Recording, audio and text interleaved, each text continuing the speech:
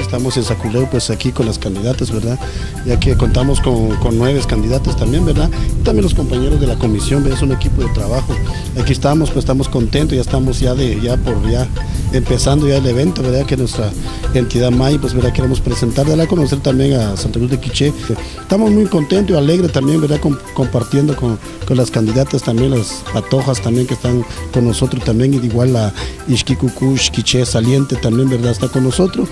Igual venimos a compartir una ceremonia MAI acá, pues, ¿verdad? Ya que con mucha alegría se realizó y estamos muy contentos. Esperamos que esta visita hacia acá a ella les haya gustado y esperamos que el pueblo de Santa Cruz nos apoye para el evento. Están invitados, ya que tenemos 2 eventos, tenemos Ixquicucush Cumarcar e Ixquicucush Quiché.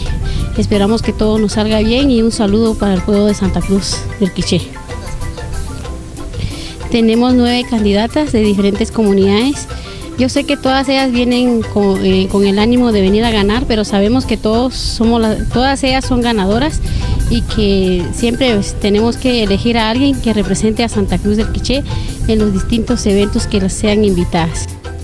Mi nombre es Juana Cristina Gómez Pú, vengo representando a mi bello Panachiste y a mi bello establecimiento Instituto Mixto de Educación Básica por Cooperativa. Mi nombre es Patricia Elvira Tipastik, represento al Colegio Mixto Bilingüe Intercultural IR, vengo del Cantón Xisic II. Mi nombre es Leticia Feliciana Reynoso Gómez, yo vengo representando a mi comunidad Chatinap Quinto Centro, debido a que actualmente ostento el papel de señorita Flor de Chatinap Quinto. Mi nombre es Candelaria Koshik Martín y vengo representando el grupo de jóvenes y señoritas el grupo Utush Mayap Caslemal. Mi nombre es Aura Marina Santa Itavico, Ixquicucush Cumarcaj, periodo 2013-2014. Mi nombre es Cindy Manuela Yolanda, vengo de Pamecebal I. Me llamo Francisca Guadalupe Ajeta Zacarías, de Chatina I.